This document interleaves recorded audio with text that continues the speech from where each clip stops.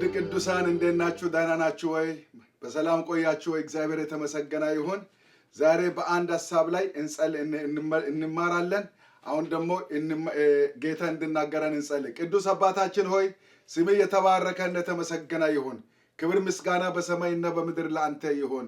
በዚህ ሰዓት ደግሞ ድምፅህን አሰምተህ እንድትናገረን ቃልን እንድትናገረን እግዚአብሔር አባት እንድትመክረን ካስፈላጊም እንድትገስጸን እንለምናለን። ስለ ሁሉ ስምህ ይባረክ፣ ክብር ከፍ በል በጌታ በኢየሱስ ስም አሜን።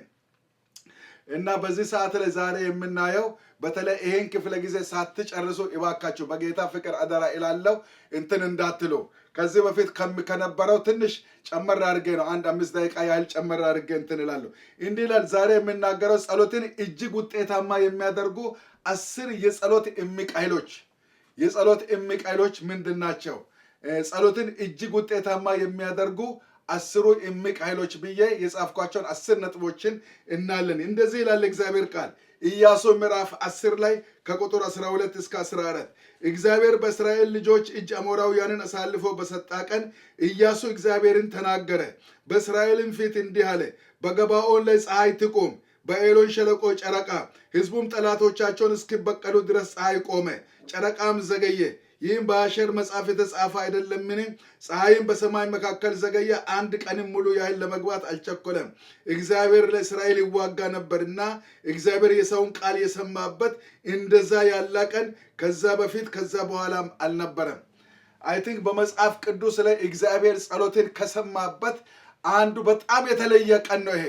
ፀሐይ አንድ ቀን ባለበት ቀጥ ብሎ የዋለበት፣ ጨረቃም በነበረበት የቆመበት፣ እግዚአብሔር የዩኒቨርስን ሲስተም የቀየረበት ቀን ነው። በጣም ይገርማቸዋል። የዩኒቨርስ ሲስተም ተቀየረ። እንግዲህ ምንድነው ጸሎትን ውጤታማ የሚያደርገው? በጣም ሲሪየስሊ ተከተሉኝ። በተለይ ጸሎት በጣም አቢዩዝ እየተደረገ ያለበት ዘመን ስለሆነ በእግዚአብሔር ቃል መሰረት ነው እግዚአብሔርን ቃል የማካፍላቸው። አንደኛ እንደ እግዚአብሔር ፈቃድ መጸለይ። እንደ እግዚአብሔር ፈቃድ መጸለይ አንደኛ ዮሐንስ 5:14 ላይ በእርሱ ዘንድ ያለን ድፍረት ይህ ነው፣ እንደ ፈቃዱ አንዳች ብንለምን ይሰማናል። እንደ ፈቃዱ እግዚአብሔር ሁሉን ነገር በፈቃዱ እንጂ በእኔ ፈቃድ በሰው ፈቃድ አያደርግም። 5 የእግዚአብሔር ፈቃድ ጠላቶች አሉ። አንደኛ የሥጋ ፈቃድ ነው። ሁለተኛ የዓለም ፈቃድ ነው። ሶስተኛ የሰው ፈቃድ ነው። አራተኛ የሰይጣን ፈቃድ ነው። እነዚህ 5ኛ ነው የእግዚአብሔር ፈቃድ። እነዚህ ፈቃዶች የእግዚአብሔርን ፈቃድ የሚያተራማምሱ ስለሆኑ ስለዚህ መጠንቀቅ አለብን ከነዚህ። ኢየሱስ እንኳን ማቴዎስ 26 ከቁጥር 42 ላይ ይህች ጽዋ ሳልጠጣ ታልፍ ዘንድ የማይቻል ከሆነ ፈቃድ ይሁን። ኢየሱስ ሞትን እንኳን ፈቃድ ይሆናል። ማን ነው ሞትን ፈቃድ ይሁን ብሎ የሚቀበል? ስለዚህ መዝሙር ደግሞ 106 ከቁጥር 15 ላይ እንደዚህ ይላል፣ የእስራኤል ልጆች ስጋ ካልበላን እንሞታለን አሉ። እሺ አለና እግዚአብሔር ሰጣቸው፣ የለመኑትን ሰጣቸው፣ ለነፍሳቸው ግን ክሳትን ላከ። ወገኖቼ እግዚአብሔር የምንፈልገውን ሰጥቶ መቅሰፍትና ሞት ለነፍሳችን እግዚአብሔር አያምጣ። ስለዚህ እግዚአብሔር የምንለምነውን ሊሰጠን ይችላል። ነገር ግን እግዚአብሔር ክሳት በሕይወታችን የነፍስ ክፋት እንዲሆን አይፈልግም። ስለዚህ የምንለምነው እንደ ፈቃድ መለመን አለብን። እንደ እኔ ፈቃድ አይደለም፣ እንደ ወንድሜ ፈቃድ አይደለም፣ እንደ ፈቃድ ይሁን። ሁለተኛ በእምነት መጸለይ ነው። እምነት ማለት ጸሎታችንን መመለስ በሚችል በእግዚአብሔር ኃያልነት ላይ መታመን ነው። በእግዚአብሔር ኃያልነት ላይ እግዚአብሔር ማን ነው? እግዚአብሔር ትልቅ ነው። እግዚአብሔር ኦምኒፖተንት፣ ኦምኒሽንት፣ ኦምኒፕሬዘንት ይባላል። ያ ማለት ኦምኒፖተንት ማለት ሁሉን የሚችል አምላክ፣ ኦምኒሽንት ማለት ሁሉን የሚያውቅ አምላክ፣ ኦምኒፕሬዘንት ማለት በሁሉ ቦታ የሚገኝ አምላክ ነው። ይሄ የእግዚአብሔር መለኮታዊ ባህሪ ነው። ሆኖም ግን እግዚአብሔር ሁሉንም ጸሎት የሚመልስባቸው 3 መንገዶች አሉ። አንደኛ ወዲያው ይመልሳል። ሁለተኛው ቆይቶ ይመልሳል። ሶስተኛው አይሆንም በማለት የማይጠቅመንንና የማይከብርበትን እግዚአብሔር አይሰጥም። ሁልጊዜ እግዚአብሔር የሚያደርግልን ነገር ሁሉ በፓኬጁ ውስጥ እግዚአብሔር ክብርን ይፈልጋልና በእምነት ጸልያለሁ አገኛለሁ አትበሉ። በእምነት ጸልያለሁ። እግዚአብሔር በእምነት የምንጸልየው ሊሰጠን ይችላል፣ ላይሰጠን ይችላል። የጸለኑን ልመና ግን እግዚአብሔር ይሰማናል። በቃ አለቀ። ዛሬ መለሰ፣ ነገ መለሰ፣ አልመለሰ፣ በቃ አለቀ። ስለዚህ ለምን አልመለስክም ብለን ጮቤ መርገጥ የለብንም። እግዚአብሔር ወዲያው ይመልሳል፣ ቆይቶ ይመልሳል፣ አይሆንም ይላል። አይሆንም የሚለው 2 ምክንያት ነው። ለእኔ ነገ የማይጠቅም ከሆነ ዛሬ ቢያመረኝም ነገ ሰይፍ ከሆነ ነገ የሚያርደኝ ብለዋ ከሆነ እግዚአብሔር አይሰጥም። ስለዚህ ይሄንን ነገር እግዚአብሔር ላያደርግ ይችላልና ለዚህ መጠንቀቅ አለብን። እና እግዚአብሔር በዚህ መልካም አምላክ ነው። ምክንያቱም ለእናንተ መልካምን በማድረግ ደስ ይለኛል ይላል እግዚአብሔር። ስለዚህ እግዚአብሔር በእምነት እንጸልይ። የሚያስፈልገንን እግዚአብሔር ይሰጠናል፣ የማያስፈልገንን አይሰጠንም። ጸሎቱ ግን ቢሰጠን ባይሰጠን ጸሎቱ መቆም የለበትም። ሶስተኛ በቅድስናና በጽድቅ ሕይወት ሆነን መጸለይ አለብን። ያዕቆብ 1:16 ላይ የጻድቅ ሰው ጸሎት በስራዋ እጅግ ኃይል ታደርጋለች ይላል። ጽድቅና ቅድስና ካለ ወገኖች ጸሎት ይሰማል። የእግዚአብሔር ቃል ሲናገር ኃጢአትን አይቼ ቢሆን እግዚአብሔር ጸሎቴን ባልሰማ ነበር ብሎ ይናገራል። ኃጢአትን የምናደርግ ከሆነ እግዚአብሔር ጸሎታችንን አይሰማም። ኢሳይያስ 59:1-2 ላይ ኃጢአታችሁ በእግዚአብሔርና በእናንተ መካከል ለይታለች ብሎ ይናገራል። እግዚአብሔር ጸሎትን የማይሰማው ቅድስና ከሌለ አይሰማም። እግዚአብሔር እያመቻመችን አይሰማም። እግዚአብሔር እንደፈለጋችሁ እየሆናችሁ መልካም ትንቢት ተነግሮኛል የምትሉ ለአንተ ሰይፍ ነው እየተዘጋጀ ያለው፣ ሞት ነው እየተዘጋጀ ያለው፣ መቅሰፍት ነው እየተዘጋጀ ያለው። ውሸታሞች ናቸው። አንተ እንደፈለክ እየተጨማለክ መልካም ትንቢት የሚናገሩ ሰዎች አጥፊዎች ናቸው። የአክዓብ ዘመዶች ናቸው። ለአክዓብ ሁሉም ሰው ተከናወን እያሉ ተነበዩ። ሚክያስ ግን የእግዚአብሔርን ቃል አመጣ። ነገር ግን አክዓብ ሄደ፣ ሞተ። ስለዚህ እንድትሞት ነው። አንተ ኃጢአት ላይ የተጨማለቅሽ መልካም ትንቢት የሚናገሩ ሰዎች እንድትሞት የፈለጉ ጠላቶች ናቸው። ለብራቸው ነው። ካንተ ለሚቀበሉት ብር ነው፣ ካንተ ለሚቀበሉት ፍቅር ነው ይህንን የሚሉት። ፕሊዝ በጣም መሞት የለብንም። እግዚአብሔር ይወደናል። የሚወደን ከሆነ ምንድን ነው? በቅድስና እንመላለስ። ዕብራውያን 12:14 ላይ ያለ እርሱ ወይንም ያለ ቅድስና እግዚአብሔርን ሊያ የሚችል የለም። በቃ ጸሎት ማለት እግዚአብሔርን ማየት ነው። ቅድስና ከሌለ ማየት አንችልም። ዘሌዋውያን 19:1-2 ላይ እኔ ቅዱስ እንደሆንኩ እናንተም ቅዱሳን ሁኑ። ክብር ለጌታ ይሁን። ምክንያቱም ሁለት ሰዎች ሳይስማሙ አብሮ መሄድ አይችሉም። እግዚአብሔርና እኛ ካልተስማማን we can't go together አንችልም። የማይሆን ነገር ለምን ውሸት እንቀባጥራለን? ቃሉ አላለም። ቃሉ ያላለውን ከየቱ ነው የምትፈለስፈው? ከየት ፈልስፌ ላውራልህ? ከየት ፈልስፈ ታወራለህ? አይቻልም። የእግዚአብሔር ቃል እውነተኛ ነው። የእግዚአብሔር ቃል ጽድቅ ያለበት ነው። ስለዚህ በጽድቅ ነው እግዚአብሔር የሚሰራው። አራተኛው በኢየሱስ ስም መጸለይ። በኢየሱስ ስም መጸለይ የእግዚአብሔር ቃል ስም በጣም የሚገርም ነው። ማርቆስ ምዕራፍ 16:17 ላይ በስሜ አጋንንትን ያወጣሉ ይላል። አጋንንት የማይችሉ ስም የኢየሱስ ስም ነው። ዮሐንስ 14:13 እና ቁጥር 14፣ ምዕራፍ 15 ከቁጥር 16፣ ምዕራፍ 16 እና 26 ላይ የእግዚአብሔር ቃል በስሜ የምትለምኑትን ይናር ኢየሱስ ደጋግሞ ዮሐንስ ይሄንን ነው ያሰፈረው። በተለይ በስሙ ስለሚገኘው እንትን ዮሐንስን ያሰፈረው የሚገርም ነው። በስሜ የምትለምኑትን እኔ አደርጋለሁ። አጋንንት ስለዚህ ነው ይሄንን የምንለምነው በኢየሱስ ክርስቶስ ስም ነው፣ በማንም ስም አይደለም። የእመቤቴ ስምስ ብትል አይሰማም፣ መጽሐፍ ቅዱስ አላለማ። በመልአኩ ገብርኤል ብትል አይሰማም፣ አላለማ መጽሐፍ ቅዱስ። በጊዮርጊስ ስም ብትል አይሰማም፣ መጽሐፍ ቅዱስ አላለማ። የማይለውን እኔ ከየት ላምጣ? መሳደቢያ አይደለም፣ ሃይማኖት መቃወሚያ አይደለም። በኢየሱስ ስም ነው። እናንተ ይህንን የሚሰሙ ሙስሊሞች እስከ ዛሬ የሚጸልዩት ለማንም ጸልዩ፣ በኢየሱስ ስም ያልሆነ ጸሎት አላህ አይሰማም። አላህ ማለት በአረበኛ እግዚአብሔር ማለት ነው። አላህ ደግሞ በሩሃ አማካኝነት በሚሪያም ማኅፀን ውስጥ ገብቶ እንዲወለድ ያደረገው ኢየሱስ ኢሳ ነው። በኢሳ አማካኝነት የሚጸለይ ጸሎት ነው ወደ መንግሥተ ሰማይ ወደ አላህ የሚገባው። አላህ ማለት እግዚአብሔር ነው። አንዳንድ ሰዎች አላህ የሚባል አምላክ አይደለም ብለው ያወራሉ። እኔ በዛ አልስማማም። አላህ ማለት እግዚአብሔር ነው። በአረበኛ አላህ ማለት እግዚአብሔር ነው። በከምባተኛ ገና ክርስትና ሳይገባ መገኖ ይባል ነበር እግዚአብሔር፣ ዛሬም መገኖ ነው። ዋቀዮ ይባል ነበር በኦሮመኛ እግዚአብሔር ሳይገባ፣ ዛሬም ዋቀዮ ነው። በቃ ስለዚህ እኛ ፈልስፈን ሌላ ነገር አናውራ። ስለዚህ የእግዚአብሔር ቃል እንደምናገር በኢየሱስ ስም እንጸልይ፣ እግዚአብሔር ይሰማናል። አምስተኛ እንደ እግዚአብሔር ቃልና በእግዚአብሔር ቃል ላይ እንጸልይ። ኢሳይያስ 55:10-11 ከአፌ የሚወጣ ቃል እንዲሁ ይሆናል፣ የሚሻውን ያደርጋል፣ የላኩትን ይፈጽማል እንጂ ወደ እኔ በከንቱ አይመለስም። እንደ እግዚአብሔር ቃል ከእግዚአብሔር ቃል አንሻፋን አንድ እዛም እዝም እግዚአብሔር አይሰማም። ምክንያቱም አብ ወልድ መንፈስ ቅዱስ አንድ አምላክ ሥላሴን በአይን የሚታይ ወክሎ የተቀመጠ ለኛ የእግዚአብሔር ቃል ነው። ከእግዚአብሔር ቃል ቀኝ ብንል ግራ ብንል እግዚአብሔር አይሰማም። ቃሉን ያከብራል። እግዚአብሔር ቃሉን ይዛችሁ ጸልዩ።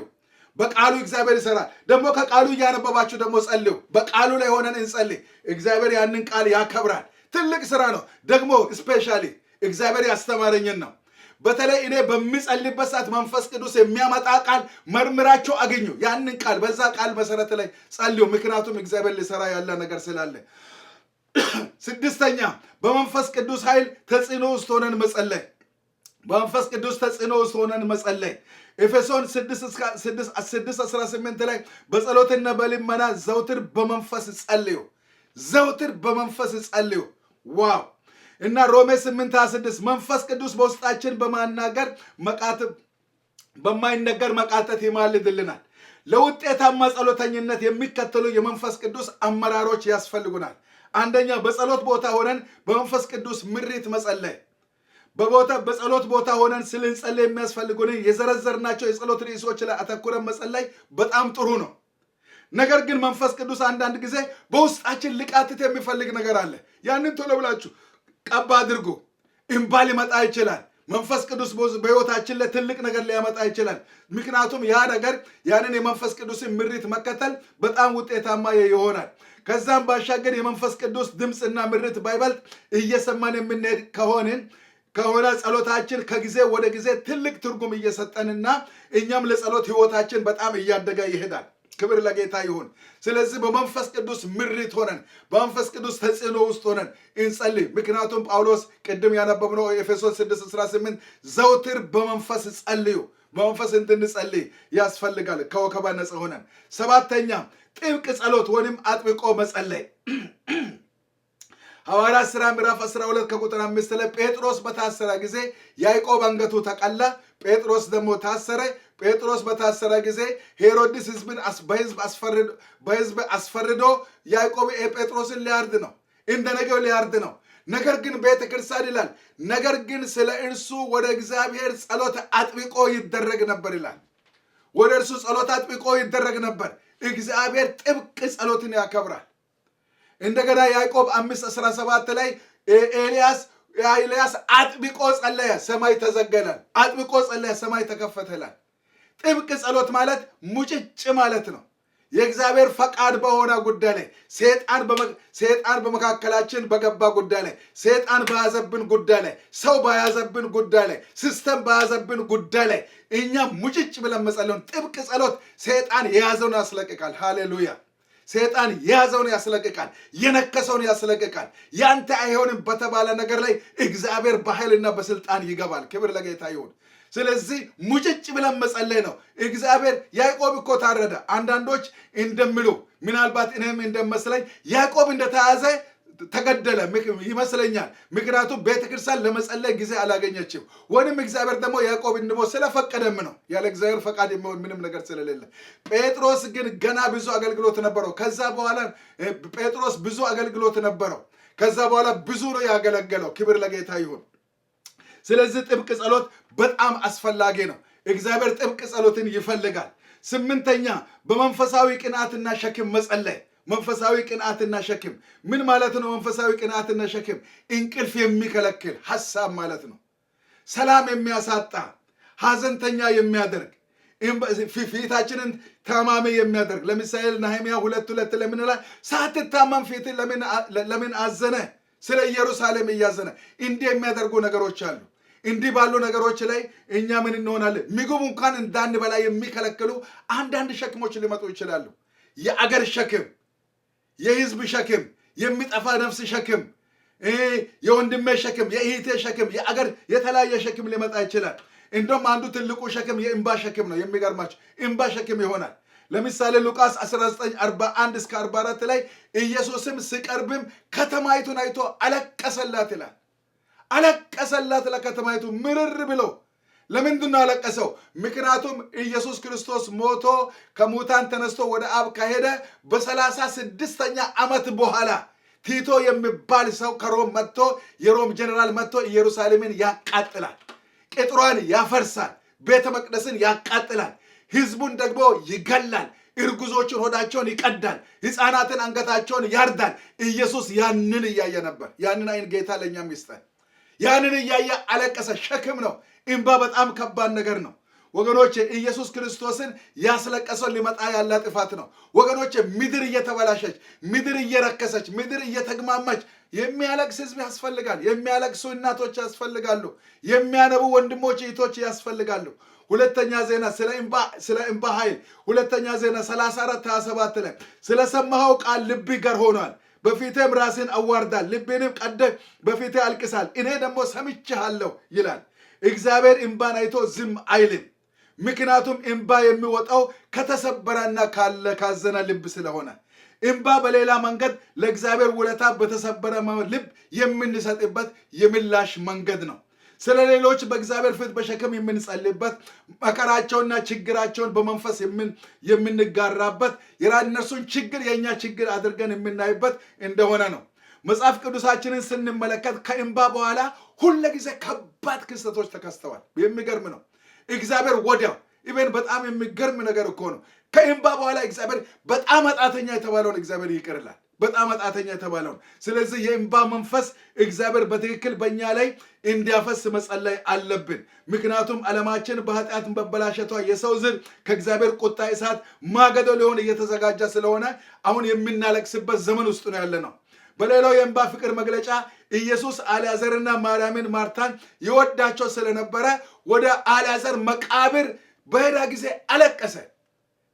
ማርታ ምንድን ነው የምትወደው ታሟል ነው አለችው። የሚገርም ነው። የሰው ሞት እግዚአብሔርን ያለቅሳል ማለት ነው። ዮሐንስ 11:35 ለምን ይላል? ኢየሱስም እንባውን አፈሰሰ ይላል። የእንባ ጸሎት ለምንወደው ለእግዚአብሔርና ለምንወዳቸው ሰዎች ያለንን ፍቅር የሚያሳይ ነው። የጌታ አይኖች በእንባ እየተሞሉ የኛ አይኖች እንባ መድረቅ የለባቸውም። ስለዚህ አንዳንድ ጊዜ ምን እንደ ሴት ያለቅሳል ይባላል። እግዚአብሔር ሴት ነው። ሴትስ ቢሆን ደግሞ ሴት የከበረ በእግዚአብሔር አምሳል የተፈጠረ ፍጡር ነው። ምን ለማለት ነው? ሴት ማለት ልባቸው ሩህሩህ ማለት ነው። እኛ ጠጣሮች ነን ማለት ነው። ወንዶች እኛ ድንጋዮች ነን ማለት ነው። እና የማንም ልብ እግዚአብሔር መንፈስ የማይደቁሰው የማይሰብረው የለም። የእንባ ጸሎት ብዙ ጊዜ ወደ እግዚአብሔር በጣም የመቅረባችን የክርስቶስንም ልብ የማግኘታችን ማረጋገጫ ነው። እንባ ከተታች ወደ ላይ የሚፈስ ውሃ ነው። ሃሌሉያ። ማስጠንቀቂያ፣ በእንባ ለሚጸልዩ ሰዎች ታላቅ ምሕረትና ጉብኝት ከእግዚአብሔር ዘንድ ሲሆን እንባን የሚንቁ ሰዎችን ደግሞ እግዚአብሔር ይቀጣል። አንድ ወንድም እንደዚህ ነግሮኛል። ዩኒቨርሲቲ አለማያ እየተማርኩ በጣም አለቅስ ነበራል። አንዱ መጥቶ በጣም ይንቃላል። ዩኒቨርሲቲ ስንማር ተመርቀን ከወጣን በኋላ ያ ተመርቆ ወጣ፣ ግን አበዳል። ያ እንባ የሚያፈስሰው ዛሬ ፕሮፌሰር ነው። ሁለተኛ በመንግስት ትልቅ ስልጣን ላይ ነው ያለው። ክብር ለጌታ ይሁን። ሌላ ደግሞ 9ኛ ያለ ግብዝነት መጸለይ ማቴዎስ 6:1-18 ባለው ላይ አንተ ግን ስትጸልይ እንደ ግብዞች አትጸልይ፣ ስትጦም እንደ ግብዞች አትጦም፣ ስትሰጥ እንደ ግብዞች አትስጥ። ግብዝነትን እግዚአብሔር አይወድም።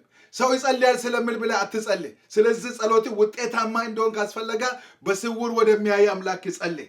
ሌላው 10ኛና የመጨረሻ ባለማቋረጥ ወይንም ስፍራ ባለመልቀቅ ወይንም ደግሞ ተስፋ ሳንቆርጥ ወይንም በቋሚነት እንጸልይ።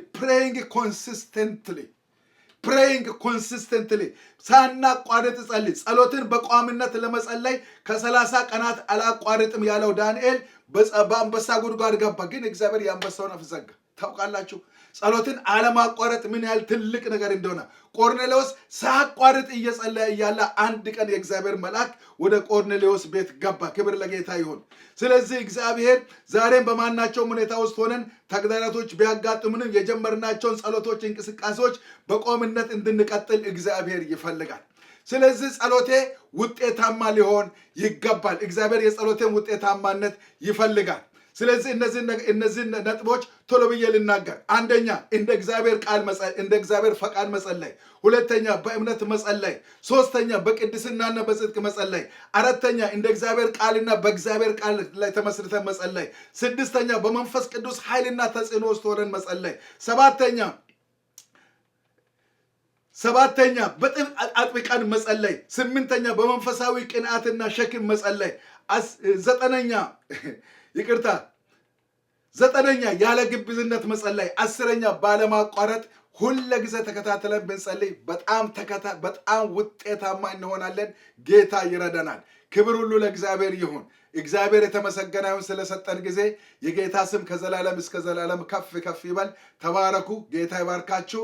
አሁን ደግሞ ይህንን ቃል ጌታ እንዲባርክ እንጸልያለን። ቅዱስ አባታችን ሆይ ስምህ የተባረከ ይሁን። ስለረዳህን ደግሞ ተመስገን።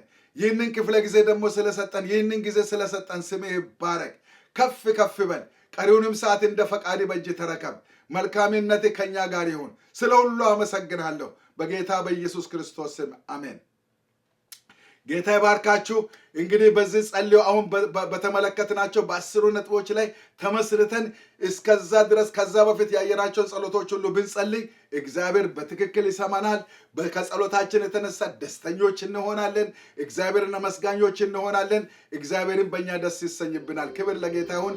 ጌታ ይባርካችሁ። ዳና ቆዩልኝ። አመሰግናለሁ።